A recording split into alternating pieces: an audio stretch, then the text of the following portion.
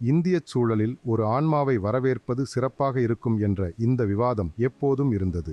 இதுவே எங்கள் மனதில் இருந்த கருத்தாகும். ஆனால் பல ஆண்டுகளுக்குப் பிறகு 2000ஆம் ஆண்டு அல்லது அதற்கு பின்னர் நான் என் குருஜியிடம் ஜோதிட ரீதியாக எது நிதர்சனமான உண்மை, கருத்தரித்த இடமா, கருத்தரித்த நேரமா, அல்லது பிறந்த இடமா, அல்லது பிறந்த நேரமா, எது என்று கேட்டேன். அவர் இதில் எதுவும் இல்லை என்றார்.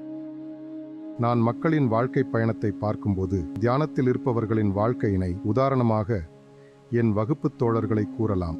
நான் 1976ஆம் ஆண்டு அகமதாபாத்தில் 3ஆம் ஆண்டு பார்மசி படிக்கும்போது தியானம் செய்ய ஆரம்பித்தேன். எனது நண்பர்கள் சிலர், எனது வகுப்புத் தோழர்கள், எனது ஜூனியர்கள், எனது சீனியர்கள் மற்றும் பேராசிரியர்கள் என அனைவரும் தியானத்தினை தொடங்கினார்கள். மேலும் தியானத்தை தொடர்ச்சியாகச் செய்தவர்களையும் தியானமே செய்யாதவர்களையும் பார்க்கும்போது, இன்று அவர்கள் இருக்கும் நிலையை பார்க்கும்போது, அவர்களின் வாழ்க்கை முறை, சிலர் வாழ்க்கையில் வெற்றியடைந்துள்ளனர். தியானமே செய்யாதவர்களும் கூட. ஆனால் நீங்கள் அவர்களின் குழந்தைகளை பார்க்கும்போது, ஓ, நானும் தியானம் செய்திருக்க வேண்டும் என்று அவர்கள் கூறுகிறார்கள். அவர்கள் வருத்தப்படுகிறார்கள், நான் ஏன் இதை செய்தேன், இப்போது என் வாழ்க்கையில் இந்த முட்டாள் வந்து சேர்ந்து விட்டானே என்று அவர்கள் மிகவும் வருந்துகிறார்கள்.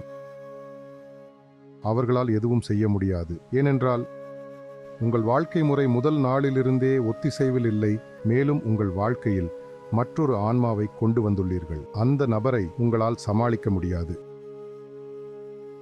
அது துயரத்தையே ஏற்படுத்தும். எனவே யாராவது குடும்ப வாழ்க்கையை உண்மையில் மேம்படுத்த விரும்பினால் உங்கள் வாழ்க்கையில் ஒரு ஆன்மா நுழைவதற்கு முன்பாகவே, அதாவது உங்கள் வாழ்க்கையில் ஒரு குழந்தை வருவதற்கும் முன்னராகவே ஒருவர் தியானம் செய்பவராக இருக்க வேண்டும். ஏனெனில் தந்தை மற்றும் தாயாக நீங்கள் உருவாக்கும் களம் அந்த அதிர்வு நிலையுடன் பொருந்தக்கூடிய ஆன்மாவை ஈர்க்கிறது.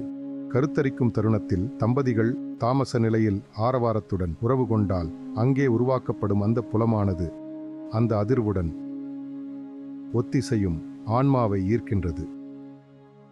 நீங்கள் புனிதத்தன்மையுடனும் அன்புடனும் ஒருவருக்கொருவர் மரியாதையுடனும் ஒன்றிணைந்தால்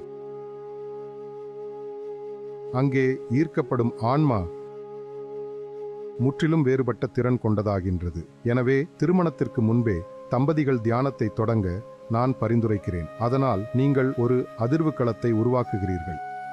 அதற்கு பின்னர் ஆரம்பிப்பது காலம் கடந்த ஒன்றாகும். ஏனென்றால் தியானம் ஒரு வகையான மனப்பான்மையை உருவாக்குகிறது. அது உள்ளே ஒரு இணக்கமான சூழலை உருவாக்குகிறது. நீங்கள் எங்கு சென்றாலும் அந்த அதிர்வு நிலையை உங்களுடன் சுமந்து செல்கிறீர்கள். உங்களுக்கு தெரியும், நான் நியூயார்க்கில் கிட்டத்தட்ட 30 வருடங்கள் மருந்தக வாணிபம் செய்து வந்தேன்.